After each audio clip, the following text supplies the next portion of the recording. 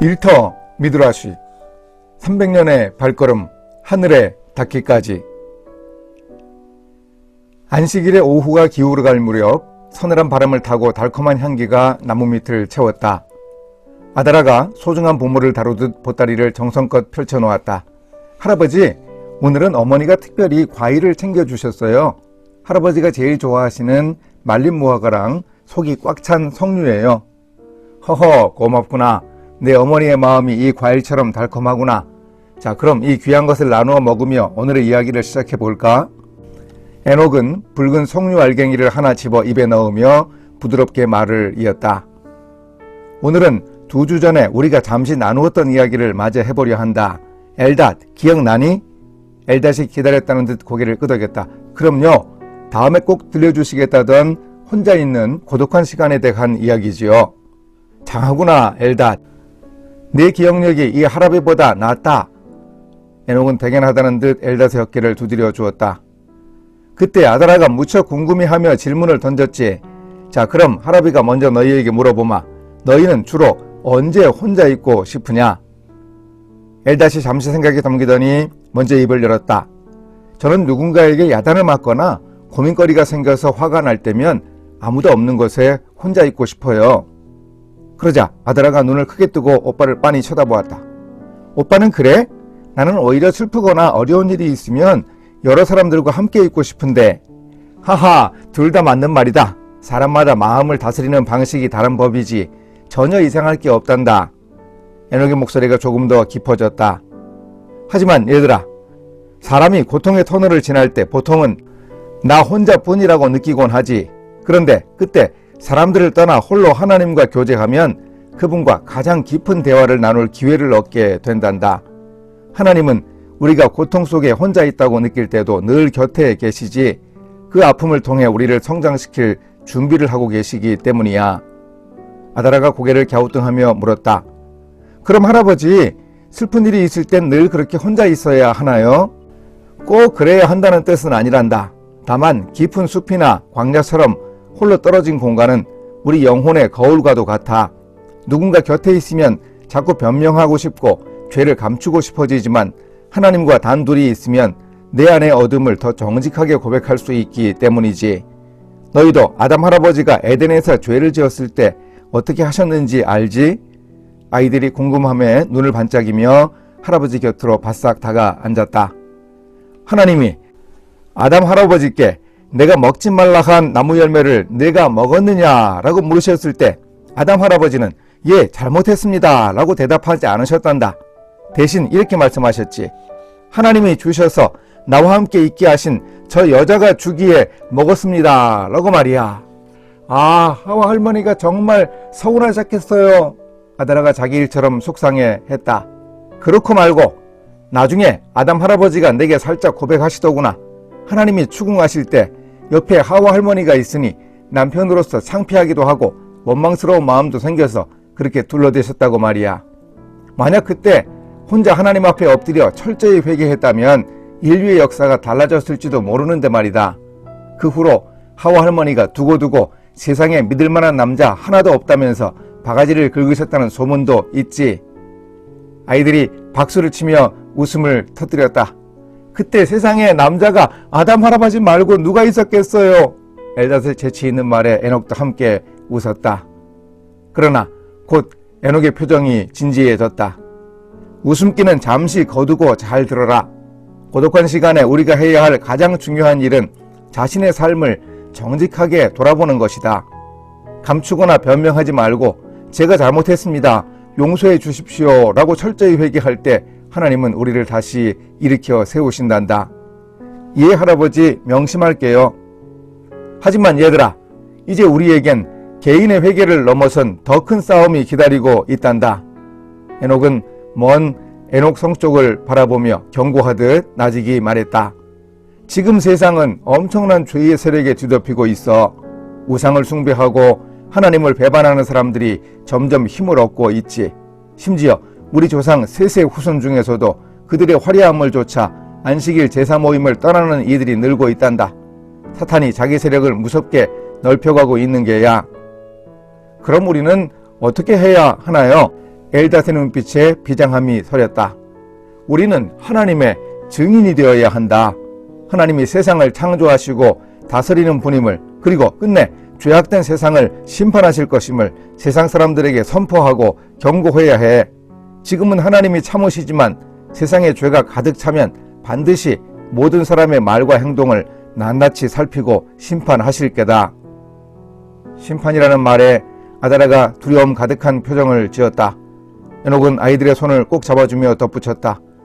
두려워하지 마라. 그래서 우리가 더 자주 모여 믿음의 공동체를 이루어야 하는 거란다. 힘을 기르고 함께 모여 대항할 때 우리는 세상을 이길 수 있단다. 이야기를 마치는 무렵 서녁 하늘은 석양빛에 붉게 물들고 있었다. 오늘 이야기가 조금 무섭고 어려웠지, 그래도 꼭 들어야 할 이야기였단다. 에녹은 아이들의 머리를 따스하게 쓰다듬었다. 그리고 얘들아, 다음 주 안식일이 너희와 이 할아비가 함께 나누는 마지막 시간이 될 것 같구나. 이 할아비에게 어떤 큰 변화가 있을 것 같아. 자세한 건 다음 주에 이야기하자꾸나. 마지막이라고요? 아이들의 놀란 눈동자에 석양빛이 일렁였다. 집으로 돌아가는 손주들의 뒷모습을 바라보는 에녹의 가슴에도 안타까운 석양빛이 번져갔다. 안식일에 해가 평소보다 더 낮게 깔리며 나무 그늘에는 말로 다하기 힘든 아쉬움과 정적이 돌았다. 지난 안식일 에녹이 오늘이 마지막 수업이 될 것이라고 예고했기에 아이들의 얼굴에는 한 주 내내 거치지 않은 걱정의 그림자가 가득했다. 할아버지, 지난번에 오늘이 마지막이라고 하셔서 한 주간 내내 가슴이 두근거리고 걱정됐어요. 이제 정말 저희랑 안식일에 안 만나시는 건가요?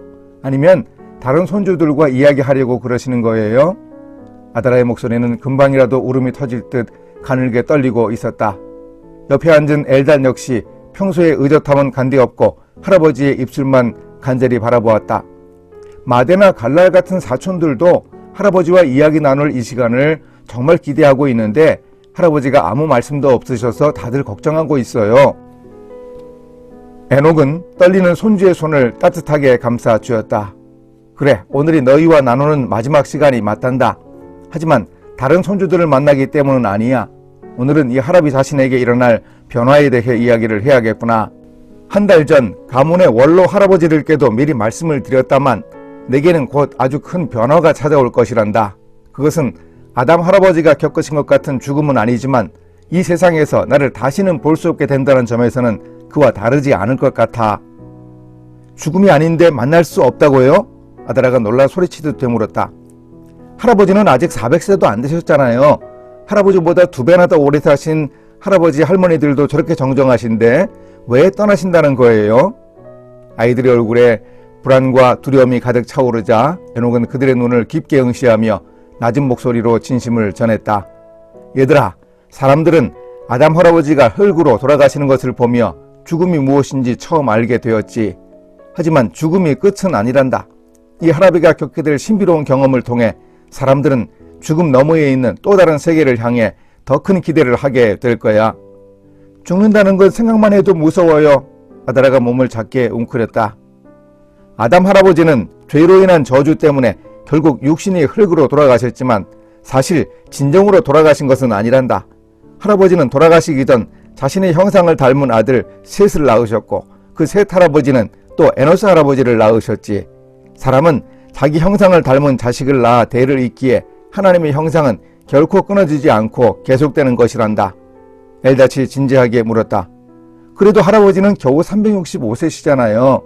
다른 할아버지들에 비하면 일생이 너무 짧은 것 아니에요? 하하, 짧다고. 그래, 셋 할아버지의 절반도 안 되는 나이니 그렇게 보일 수도 있겠구나. 하지만 얘들아, 인생에 길고 짧은 것은 없단다. 하나님이 각 사람에게 허락하신 적당한 생애가 있을 뿐이야. 주어진 시간에 최선을 다하는 것, 그것이 가장 바람직한 삶이란다.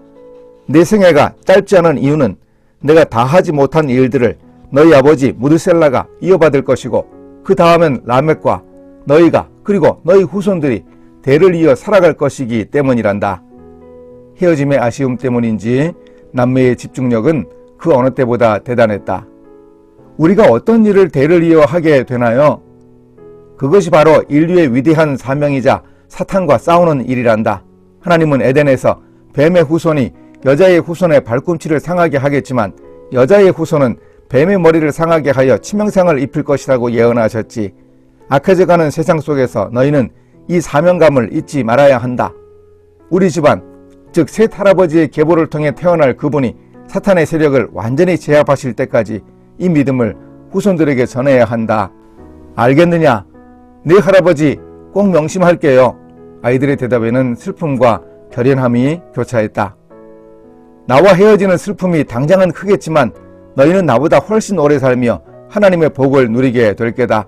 이 할아비는 이 세상에는 없겠지만 저 세상에서는 여전히 살아있을 거야.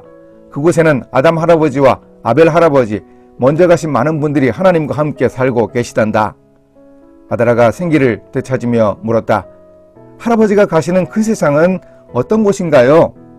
그곳은 하나님이 사람들과 함께 사시는 곳이란다. 더 이상 죽음도 고통도 슬픔도 없는 곳이지. 마치 아담 할아버지가 처음에 사셨던 에덴 동산과 같은 곳이란다. 하나님이 가로막으셨던 생명나무의 열매가 다시 풍성하게 맺히고 우리는 영원한 삶을 누리게 될 거야. 살아있을 때 하나님과 동행한 사람은 죽을 때도 남다른 소망을 품고 떠날 수 있는 법이란다. 수업을 마무리하는 순간 아다라가 참았던 눈물을 터뜨리며 에녹의 품에 안겼다.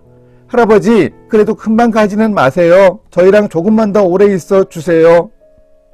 에녹은 두 아이를 가슴 깊이 끌어안고 하나님께 마지막 기도를 올렸다. 하나님, 첫사람 아담의 7대 손인 제게 귀한 손주들 엘닷과 아다라를 허락하심을 감사합니다. 저는 주님의 뜻을 따라 이제 주님 곁으로 갑니다만 우리 후손들이 세상 속에서 담대히 하나님과 동행하며 주님의 사명을 온전히 이루게 하소서. 이들을 친히 인도하여 주소서. 그 후 에녹은 지상에서 5번의 안식일을 더 보냈다. 그동안 아들 무드셀라와 손자 라멕 그리고 아버지 야렛과 선조 셋 할아버지와 함께 깊은 이야기를 나누며 인사했다. 그리고 마지막 안식일을 보낸 후 제4일 셋과 모든 후손이 지켜보는 가운데 하나님이 에녹을 데려가셨다. 세상에 처음 있는 이 경이로운 승천 사건은 모든 이의 가슴 속에 잊을 수 없는 감동과 증거로 남았다. 세상은 비록 점점 더 악해져 갔지만 에녹이 승천한 지 70년 후 손자 라멕의 아들 노아가 태어났다. 사람들은 노아의 모습 속에서 다시 한번 하나님과 동행하던 에녹이 보여준 믿음의 향기를 발견했다. 에녹의 예언대로 온 세상을 덮는 심판의 홍수가 지나간 뒤 인류는 노아를 통해 새로운 발걸음을 떼는 재창조의 역사를 시작하게 되었다.